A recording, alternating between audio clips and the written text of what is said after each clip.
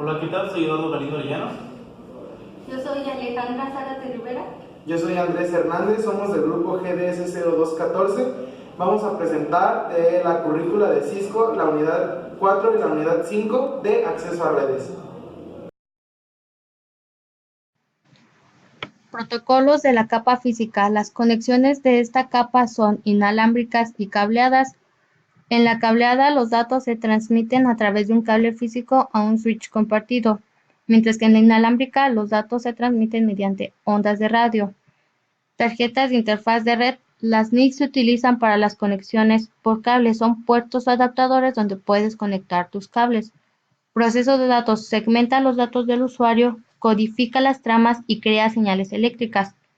Medios de la capa física. Cable de cobre que se rige por patrones eléctricos, el cable de fibra óptica por patrones de luz y las conexiones inalámbricas por patrones de transmisión de microondas. El ancho de banda es la capacidad de un medio para transportar los datos por la red. Medios de red. Características del cableado de cobre es que son fáciles de instalar. Los medios de cobre son par trenzado no blindado, el UTP, que se utiliza para interconectar hosts de red como lo son los switches o routers. Par trenzado blindado, STP, brinda mejor protección contra el ruido, es un poco más difícil de instalar y un poco más costoso. El cable coaxial consta de un conductor de cable utilizado para transmitir señales eléctricas. Los conectores UTP. El conector RJ45 es un componente macho que se engarza a los extremos del cable. El socket es un componente hembra donde se conecta el RJ45. La fibra óptica transmite los datos a través de distancias más extensas. Tipos de cable UTP. El cable directo conecta un host a un switch y un switch a un router. El cable cruzado conecta dispositivos similares. El cable de consola es propio de Cisco, conecta una estación de trabajo a un puerto de consola de un router. La seguridad de los medios es importante porque los medios son vulnerables a peligros eléctricos y de incendios. Ahora, los medios inalámbricos, estos transportan señales electromagnéticas. Sus áreas de importancia son el área de cobertura, la interferencia, la seguridad porque puede ser vulnerable y los medios compartidos porque pueden enviar y recibir datos. Protocolos de la capa de enlace de datos. Este lleva a cabo la detección de errores, permite el acceso de otras capas a los medios, prepara los datos para la red física y recibe y dirige paquetes. Sus subcapas son el control de enlace lógico, se comunica en la capa de red, esta coloca tramas, manda información e identifica protocolos. Control de acceso al medio, proporciona direccionamiento a varias tecnologías de la red. La otra capa es provisión de acceso a los medios. La transición de medio se encarga de desencapsular la trama, encapsula el paquete en una trama nueva y manda la nueva trama a la red. Los estándares de la capa de enlace de datos son el IEE, que es el Instituto de Ingenieros Eléctricos y Electrónicos, el ITU, Unión Internacional de Telecomunicaciones, ISO, Organización para la Estandarización, y el ANSI, que es Instituto Estadounidense de Estándares.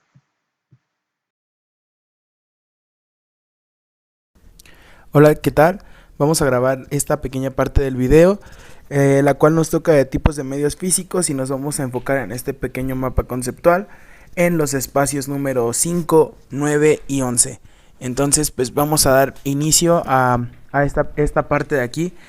Como podemos observar, nos muestra los tipos de medios físicos. Son capas que producen una representación o agrupación, de los voltajes, pero los va a mostrar en bits. También lo hacen radiofrecuencia e impulso de luz. Funcionan según lo previsto mediante diferentes implementaciones de la capa de enlace de datos. Quiere decir que estos conectores o estos tipos de medios van a ser físicos como los dice su nombre. Nosotros los vamos a poder tener en nuestras manos básicamente. Tal como cables, podría ser un ejemplo, o routers. Esto podría ser cables de diferente tipo. cables torcidos o trenzados, el cable como nosotros lo conocemos, el cable UTP. Vamos a seguir con la presentación de nuestro mapa conceptual. Son conceptos fundamentales que nosotros aprendimos mediante la currícula de Cisco. Están enfocados en el capítulo 4 y en el capítulo 5. Todo esto va enfocado hacia lo ya mencionado. Entonces, vamos a ver ahora un poco sobre la capa de enlace de datos. Estas capas van a permitir acceder a los medios. Acepta paquetes de la capa de 3 y los empaqueta en tramas. Esto prepara los datos de la red física. Básicamente es una preparación para que puedan entrar los datos a la red. Entonces eso es lo que va a ser la capa de enlace de datos. Nos vamos a uno de los subtemas que este tiene. Son las subcapas de enlace de datos. El control de enlace lógico o LLC. Esta subcapa superior se comunica con la capa de red. Coloca en la trama información que identifica que el protocolo de capa de red se utiliza para la trama. Entonces esto nos va a ayudar para hacer un control.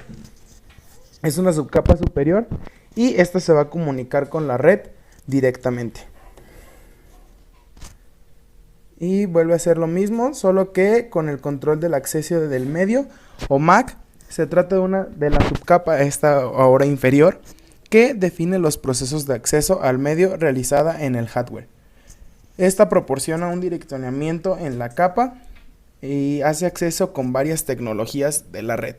Entonces esto va a tener un contacto con más exteriormente y va a funcionar con varias tecnologías que vayan enfocadas hacia la red. Nos bajamos a otro subtema y este va a ser el control de acceso al medio. Son protocolos de la capa 2 que especifican el encapsulamiento de un paquete en una trama y las técnicas para colocar y sacar paquetes ya encapsulados. Quiere decir que este control del acceso al medio nos va a sacar ya las capas que están guardadas en la trama y las va a colocar en un paquete. La provisión de acceso a los medios son las interfaces del router encapsulan el paquete en la trama correspondiente y utilizan un método de control al acceso. Estas son interfaces que vienen desde el router ya encapsuladas y entonces eso los va a mandar a un paquete a la trama correspondiente ya mencionada y van a utilizar un método de control.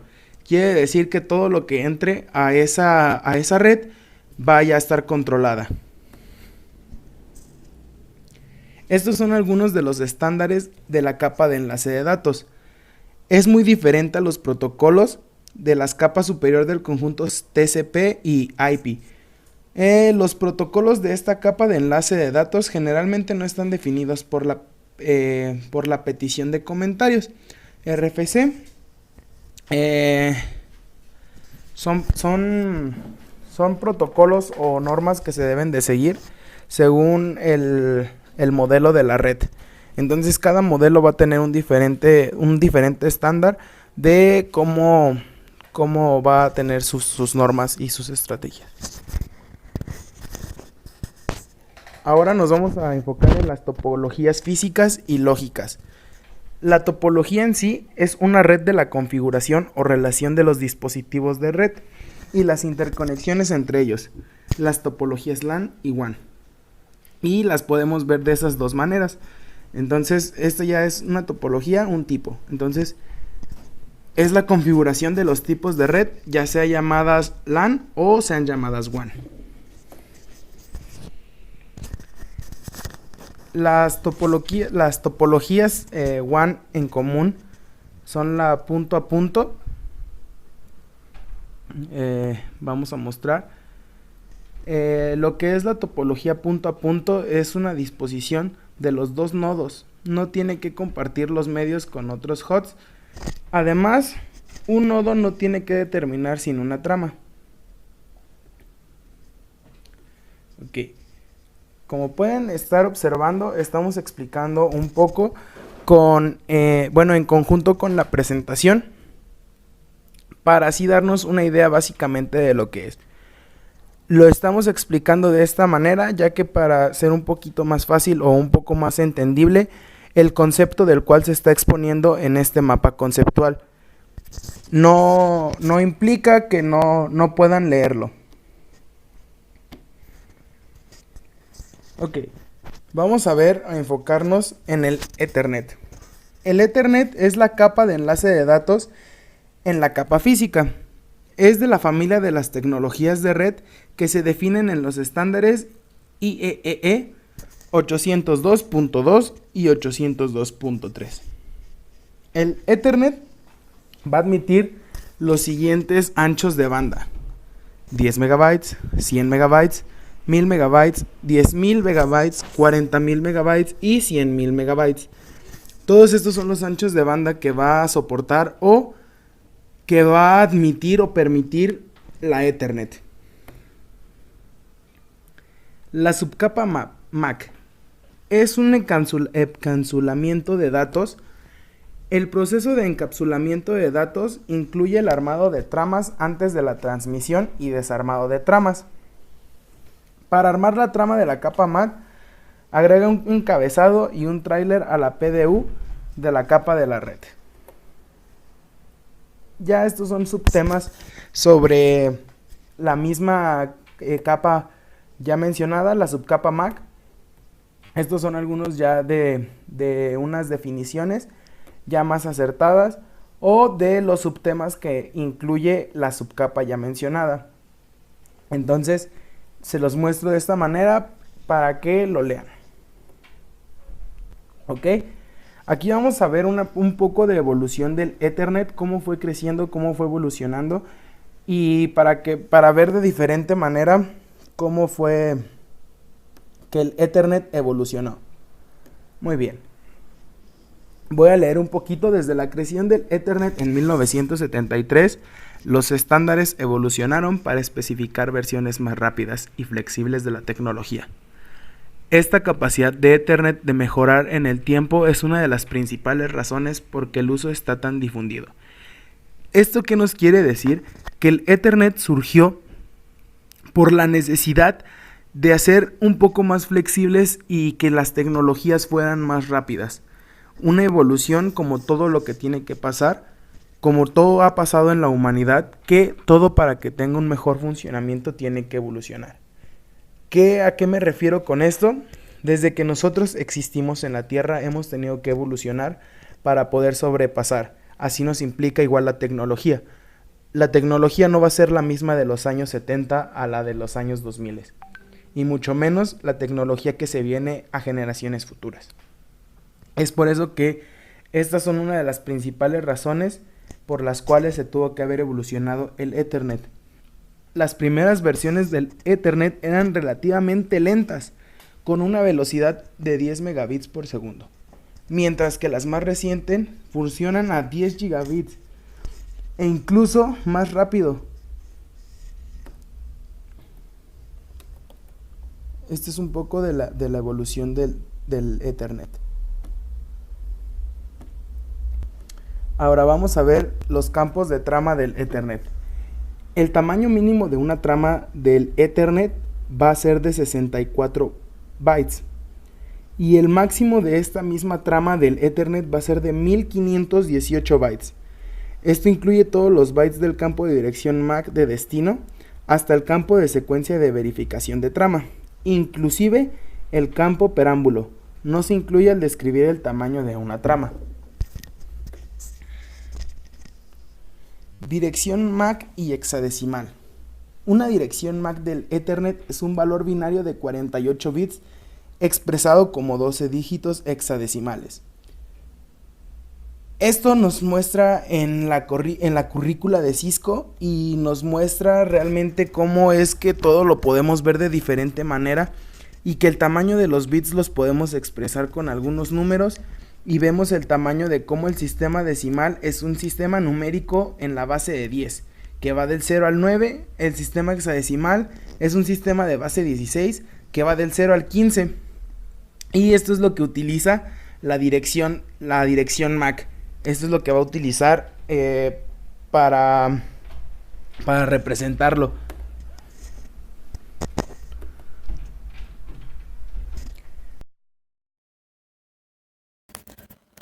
Switches LAN. Contamos con los switches LAN que tienen una topología lógica de red Ethernet.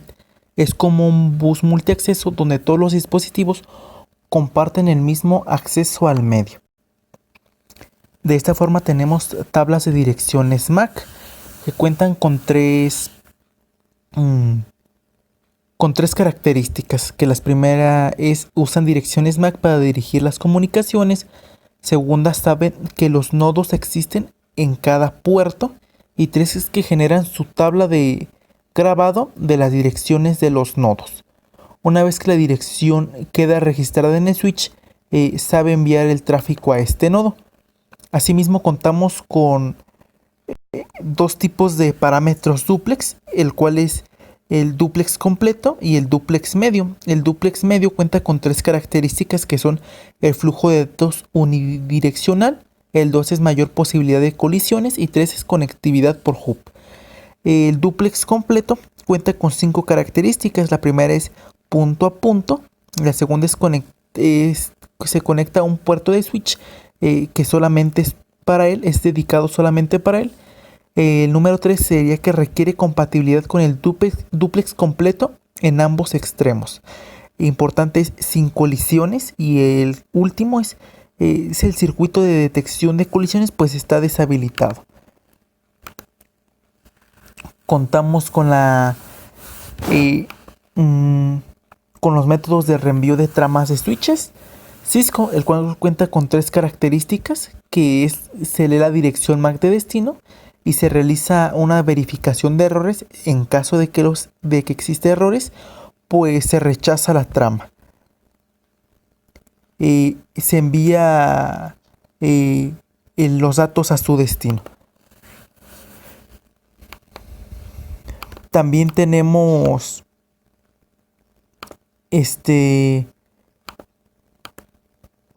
la comparación de una configuración física y una configuración modular, el cual cuenta con 4 características, que es alimentación por Ethernet, velocidad de reenvío, cantidad de puertos y si es compatible o no. Contamos con 4 ranuras de switches Cisco, el cual es la primera es módulos SFP Fast Ethernet, la segunda sería el módulos SFP Gigabyte Ethernet y por último tendremos los módulos SFP de 10 GB de Ethernet.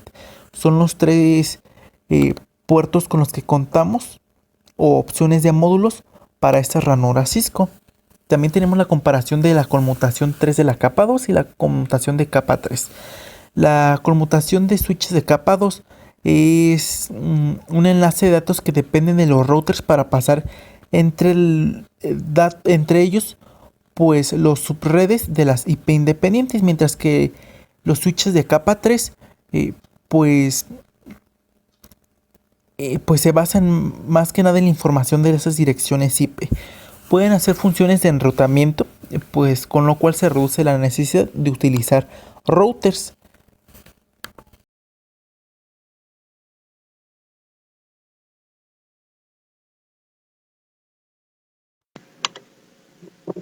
Protocolo de resolución de direcciones. En primera instancia, pues tenemos la introducción a ARP, que necesita 2 direcciones muy importantes para el envío de datos, el cual son las direcciones IP y las direcciones MAC. Asimismo, sus nodos tienen 2 funciones muy importantes. La primera es utilizar sus propias direcciones en los campos de orígenes y la segunda es proporcionar una dirección MAC y una dirección IP para el destino. ¿Ok? Asimismo nos vamos a las funciones de protocolo ARP, el cual cuenta con 2 funciones muy importantes. La primera sería resolver direcciones IPv4 con direcciones MAC y la segunda sería el mantenimiento de una tabla de las asignaciones. Las tablas de asignaciones pues se utilizan para encontrar las direcciones de la capa de enlace de datos asignada a la dirección IPv4 de destino. Ok, a medida que pues un nodo recibe tramas de los medios, pues es obvio que va a ir registrando las direcciones IP y las direcciones MAC pues del origen de las asignaciones de una tabla ARP. De aquí mismo, pues nos saltamos a las funciones del protocolo ARP en las comunicaciones remotas. Aquí vamos a ver 3 puntos muy importantes. El primero sería pues que el host de destino se encuentra en la red local y la trama utiliza la dirección MAC de este dispositivo como la dirección MAC de destino. El segundo punto sería que el host IPv4 de destino no se encuentra en la red local. Entonces el origen utiliza el proceso de ARP para encontrar una dirección MAC para la interfaz del router que funcionará como un gateway. En el tercer punto vamos a ver el caso de que la entrada del gateway pues no esté en la tabla y pues se utiliza una solicitud de ARP para recuperar la dirección MAC relacionada con la dirección IP de la interfaz del router. Asimismo, pues vamos a las tablas de ARP en los dispositivos de red, que en este caso vamos a ver dos, que es vamos a ver los dos comandos en Cisco y en una PC. En Cisco pues vamos a poder utilizar el comando show IP ARP pues para mostrar el contenido de una tabla ARP. En una PC vamos a poder utilizar el comando ARP-A para poder mostrar el contenido de una tabla ARP. Bueno, ¿y cómo pueden ocasionar problemas el protocolo ARP? Hay dos principales problemas, que sería la sobrecarga de los medios y la seguridad. La sobrecarga de los medios, pues como su título lo dice, pues sería que mientras más dispositivos existan, será mayor el impacto en la velocidad de la red. Y en la seguridad, pues sería la suplantación de el ARP, que pues es una técnica que se utiliza para emitir respuestas de ARP falsas. De esta manera las tramas pueden enviarse a la dirección equivocada. También pueden ser configuradas manualmente asociaciones de la ARP estáticas a una manera de impedir la suplantación de una identidad de ARP.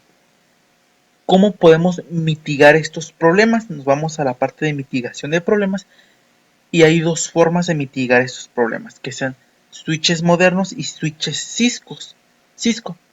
Los switches modernos podemos mitigar los problemas de broadcast y de seguridad relacionados con los ARP. En los switches Cisco podemos implementar tecnologías de seguridad como listas de acceso y seguridad de puertos especializados.